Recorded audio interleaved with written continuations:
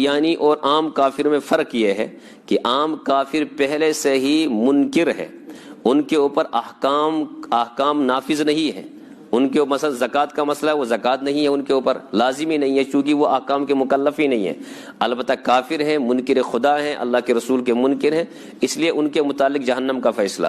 لیکن سوال یہ ہے کہ وہ لوگ جو بظاہر اسلام کا دعویٰ کرتے ہیں، ظاہری طور اسلام کا دعویٰ کرتے ہیں، اندر سے وہ کافر ہیں، ان کو بڑا منافق کہا گیا ہے، اور منافق کے لیے قرآن کا اعلان ہے کہ ان کے لیے دردناک عذاب ہے۔ نمبر 1، قادیانی اور عام کافر میں یہ فرق ہے کہ اگر آپ عام کافروں میں سکھ کو لے لیں،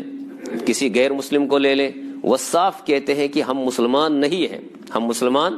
اور قادیانی سے جب آپ کی ملاقات ہوگی وہ کہیں گے ہم اللہ کے رسول کو مانتے ہیں، ہم صحابہ کو بھی مانتے ہیں، ہم قرآن کو بھی مانتے ہیں، لیکن زبان سے کہنے کی حد تک ہے، اندر سے بالکل وہ مانتے۔ جب وہ کہیں گے کہ ہم حضور علیہ الصلوۃ والسلام کو مانتے ہیں، ان کی مراد وہاں پر غلام احمد قادیانی ہوتی ہے۔ جب وہ کلمہ پڑھتے ہیں لا الہ الا اللہ محمد الرسول اللہ، اس کا مطلب غلام احمد قادیانی کا وہ کلمہ پڑھتے ہیں، تو غلام احمد قادیانی کے جو قریب لوگ ہیں ان کو صحابہ کا درجہ دیتے ہیں، اور غلام احمد قادیانی کی جو بیویاں ہیں ان کو ازواج مطہرات کا درجہ دیتے ہیں، نعوذ باللہ۔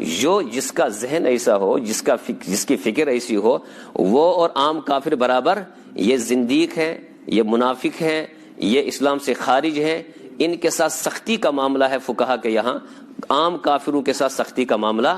علامہ کشمیری رحمۃ اللہ علیہ نے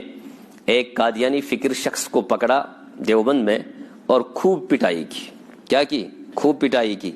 اور جب کسی نے ان سے کہا حضرت عام کافروں کی تو پٹائی نہیں کرتے آپ، عام کافروں کے ساتھ تو اس طرح کا معاملہ نہیں، فرمایا عام کافر اور قادیانی میں زمین و آسمان کا فرق ہے، ان کو تنبیہ کرنا ضروری ہے، ان کے ساتھ تو ہر معاملے میں سختی کرنا ہے، عام کافر کے ساتھ یہ حکم نہیں ہے۔ اور حضرت علامہ انور شاہ کشمیری رحمۃ اللہ علیہ نے بہاولپور کے مقدمے میں قادیانی وکیل کو براہ راست کہہ دیا اگر تم دیکھنا چاہتے ہو میں ابھی تمہیں جہنم میں قادیانی کو جلتے ہوئے دکھا سکتا ہوں۔ وہ بڑا، اس نے کہا کہ یہ ایسا شخص ہے یہ آرام سے دکھا سکتا ہے۔ براہ راست علامہ کشمیری رحمۃ اللہ علیہ نے اپنے ساتھیوں سے فرمایا قادیانیت کے خلاف محنت کرو، ختم نبوت کی محنت کرو،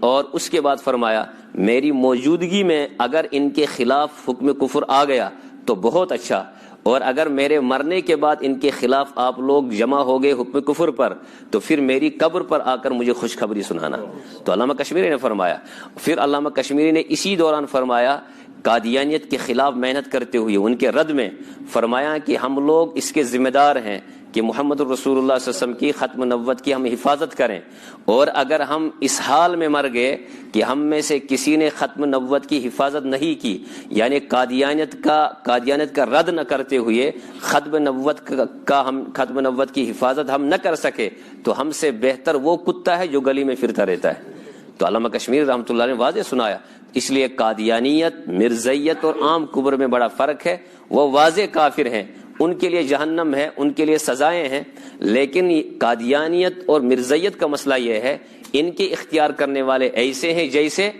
دکان کے اندر رکھا ہوا ہے شراب، رکھی ہوئی ہے شراب، اور باہر بورڈ لگا ہوا ہے آب زمزم۔ ٹھیک، ایک کافر جب کوئی چیز فروخت کرے گا، کوئی شراب بیچے گا، وہ صاف کہتا ہے یہاں پر کیا رکھی ہے؟ شراب رکھی ہے۔ کافر آ کر کافر ہی لے جاتا ہے، مسلمان اس سے بچتے ہیں۔ لیکن ایک قادیانی کا مطلب یہ ہوتا ہے کہ میں مسلمان ہوں، میں نماز بھی پڑھتا ہوں، میں روزے بھی رکھتا ہوں، میرا نام عبداللہ ہے، میرا نام عبد الرحمن ہے، لیکن جب اس سے عقیدہ پوچھتے ہیں تو عقیدے کے اندر وہ آخری رسول کو مانتا ہے، غلام احمد قادیانی کو۔ تو یہ تو سراسر دھوکہ ہے، یہ تو ایسا ہی جیسے شراب باہر بورڈ لگا ہے آب زمزم کا اور بیچ رہا ہے شراب، یہ تو ایسا ہی ہے جیسے باہر بورڈ لگا ہے کہ بیڑ کا گوشت ہے، بکری کا گوشت ہے، اور بیل وغیرہ کا گوشت ہے جو حلال ہے، اور جب وہ گوشت باہر بیچ رہا ہے تو جب وہ دے رہا ہے تول کر کو وہ سور کا گوشت ہے۔ یہ تو خطرناک چیز ہے، اس لیے یقیناً اس میں قادیانیت سے دھوکہ لگ سکتا ہے، مرزائیت سے دھوکہ لگ سکتا ہے، عام کافروں سے دھوکہ نہیں لگ سکتا، اس لیے ان سے بچنے کی کیا ہے؟ ضرورت ہے۔ اللہ ہمیں بچائے ان فتنوں سے۔